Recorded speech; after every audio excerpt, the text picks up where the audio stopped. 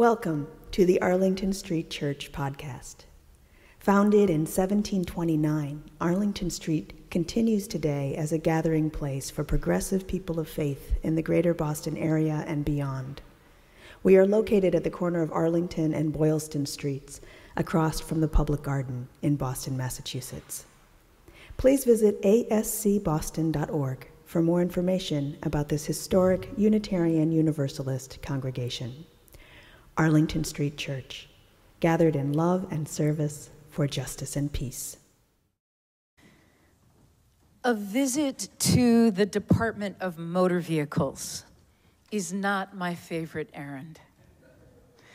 For those of you who have not had the pleasure, let's just say it's some combination of waiting in a seemingly interminable line, only to arrive at the window and be told you don't have the proper forms of identification with you, even though you have presented the driver's license they issued and which they insist you renew.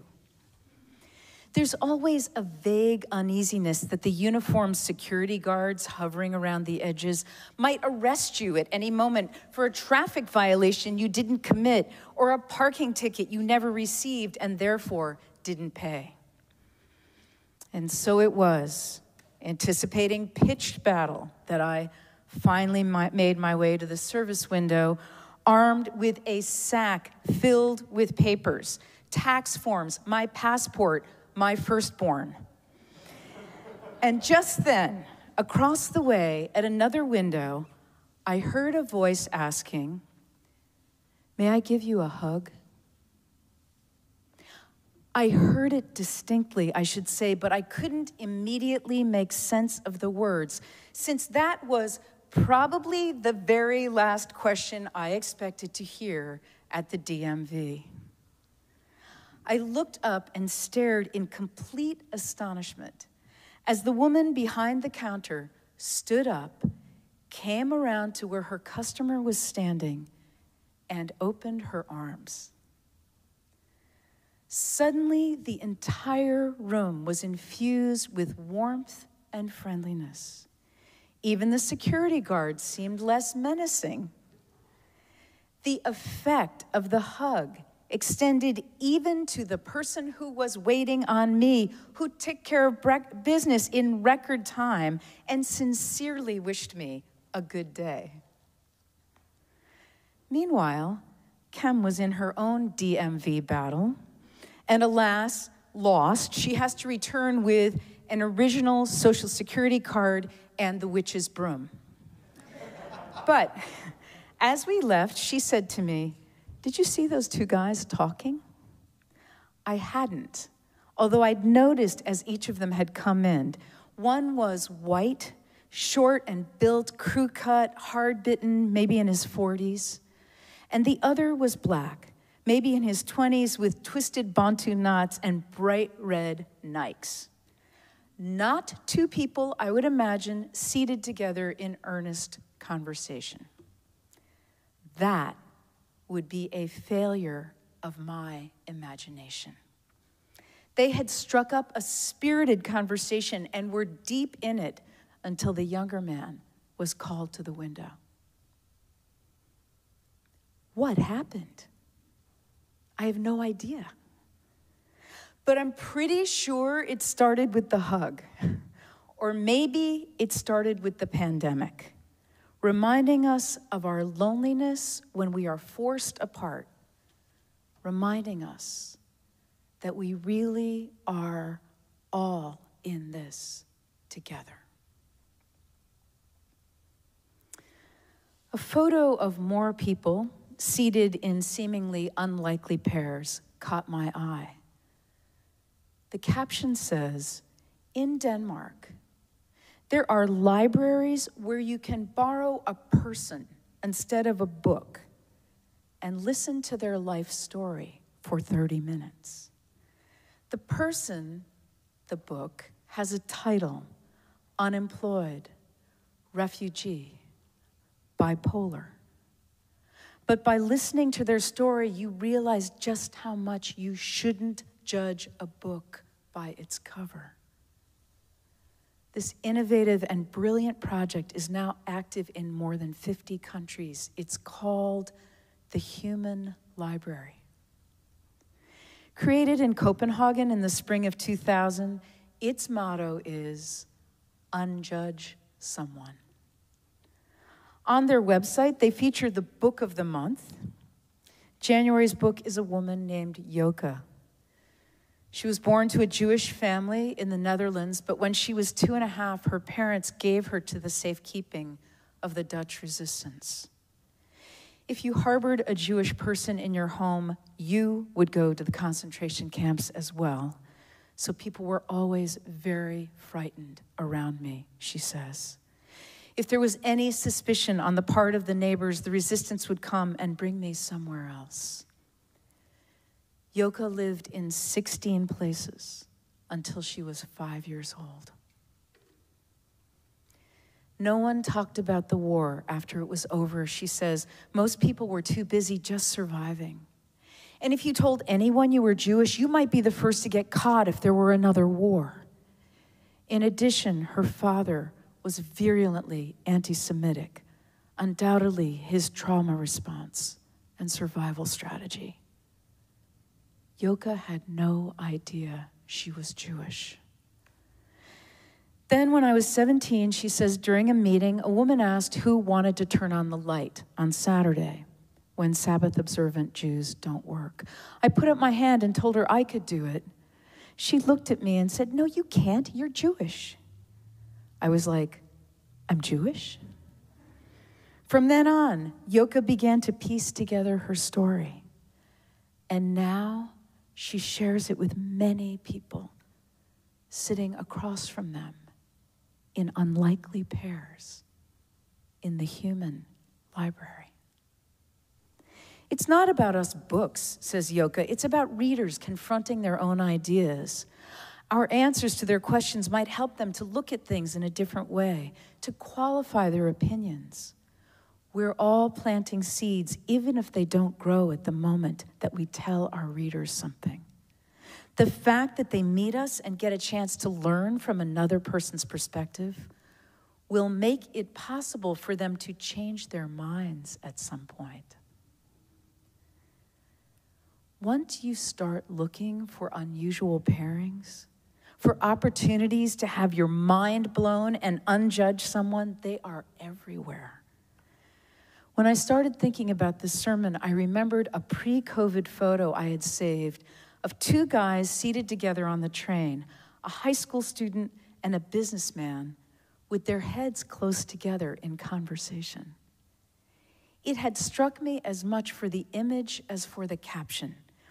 Miguel Munlin wrote, "The older gentleman in this picture noticed the younger one reading a book. He sat down and asked him questions about the book and what his next steps are as far as his education and his future. Then he took his information and offered him opportunities and mentoring.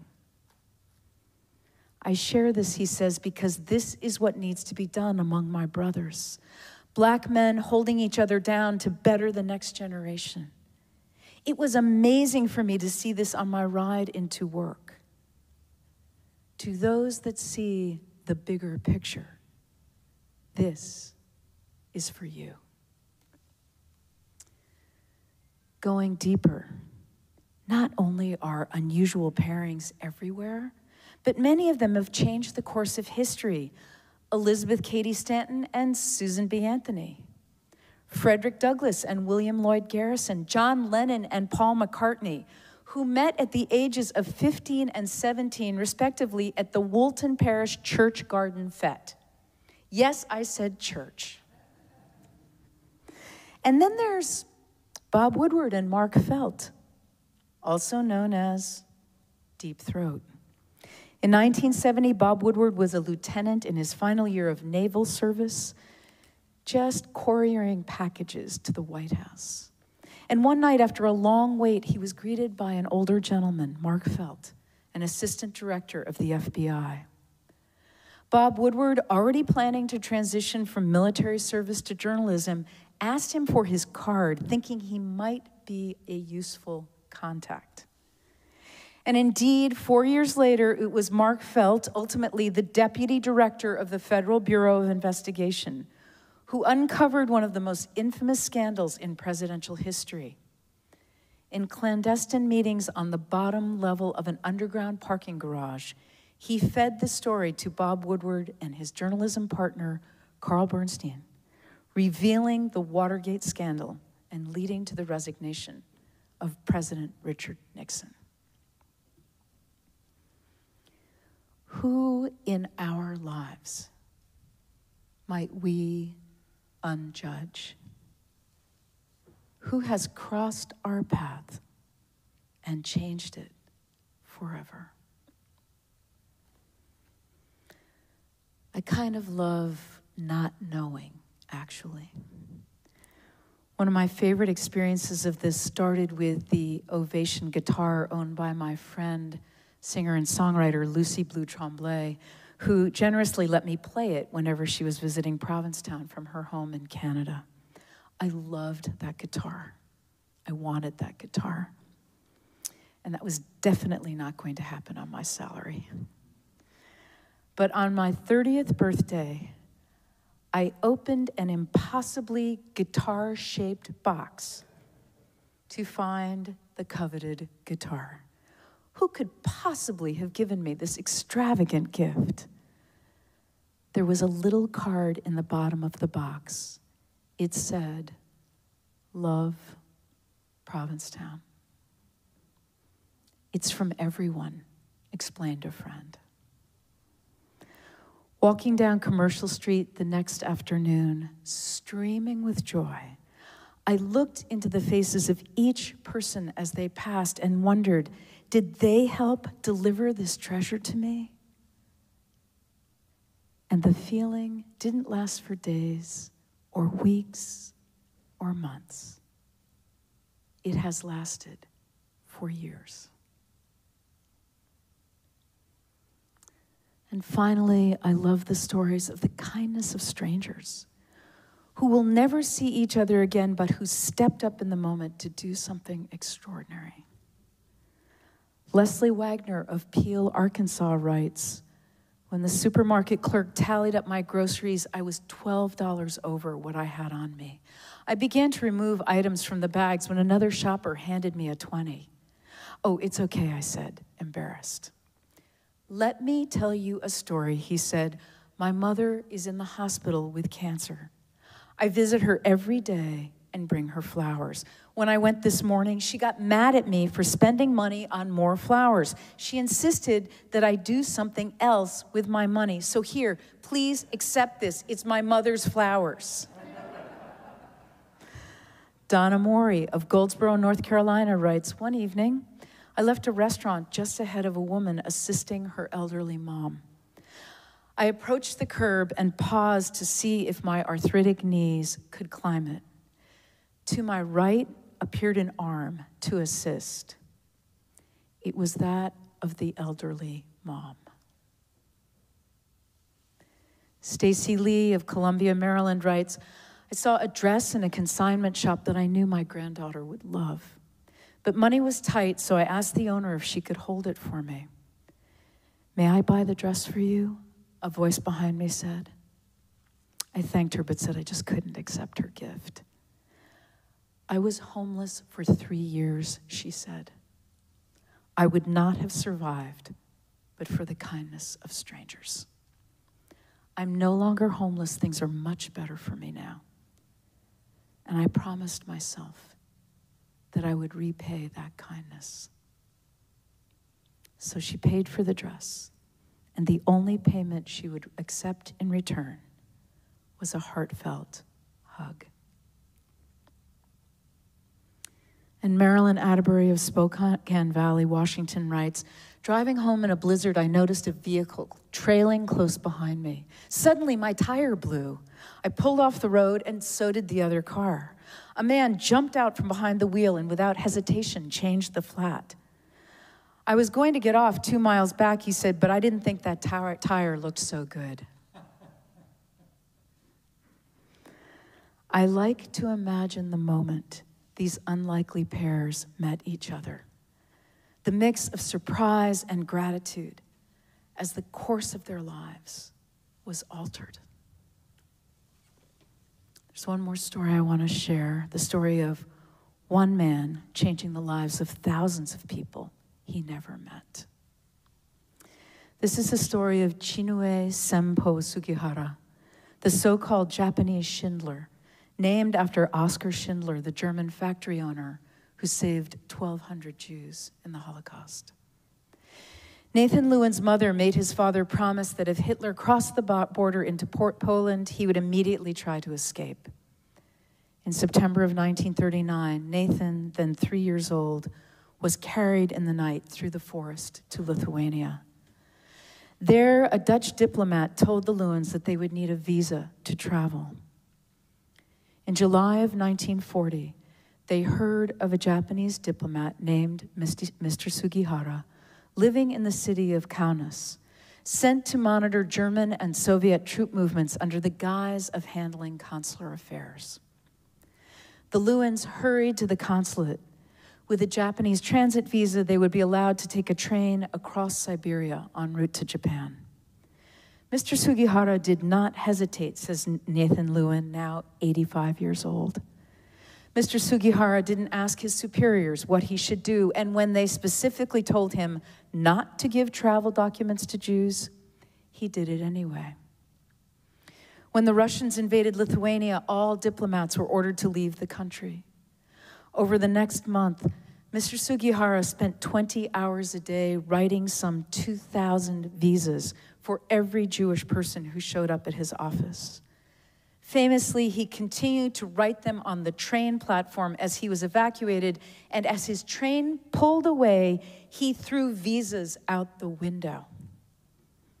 He didn't care if they were citizens of Germany, Lithuania, the Netherlands, or Poland, says Nathan Lewin. They were, quite simply, human beings whose lives were at stake and who had to be rescued. It is estimated that Mr. Sugihara saved as many as 10,000 people. Years later, when asked why he did it, Mr. Sugihara said, "It is the kind of sentiments anyone would have when they actually see refugees face to face, begging with tears in their eyes. One just cannot help but sympathize with them. I knew that someday somebody would surely complain about me, but I thought this would be the right thing to do." After spending more than a year as prisoners of war in Europe, the Sugihara family returned to Japan. In 1947, Mr. Sugihara was fired for his actions 7 years earlier. For many years, he lived an anonymous life. But in 1968, one of his visa recipients tracked him down. And shortly before his death in 1986, Israel's Holocaust Memorial, Yad Vashem, honored Chinue Senpo Sugihara with the title, Righteous Among the Nations. Today, descendants of those with Sugihara visas number between 40,000 and 100,000. Beloved spiritual companions, it can happen at the Department of Motor Vehicles. It can happen in the human library. It can happen on the train, at church, in a parking garage. Who has crossed our path and changed it forever? And what if it's a complete stranger, an unlikely hero who risks everything for us? Who in our lives might we unjudge? Everyone. We really are all in this together. Amen.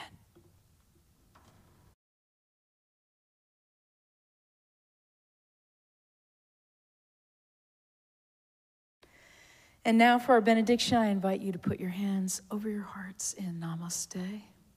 I bow. to the divine in you.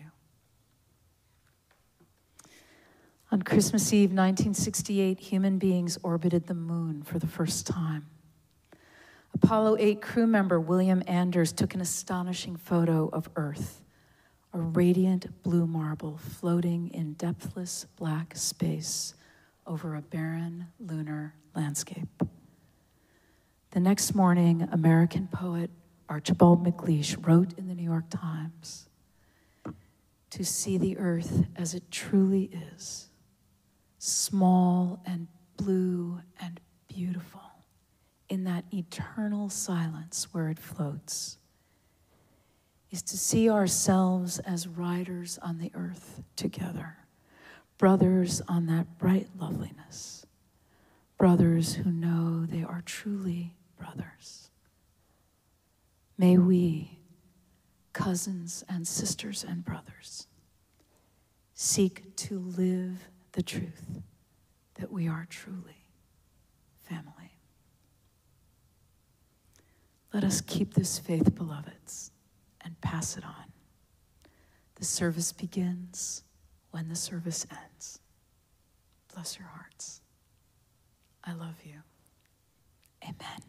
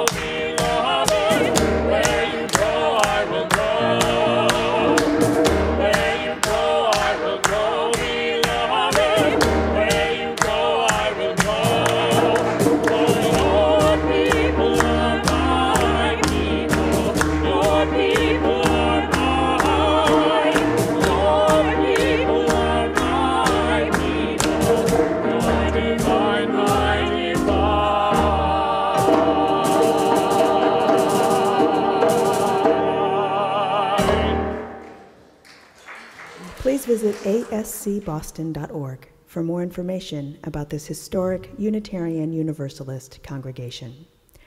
Arlington Street Church, gathered in love and service for justice and peace.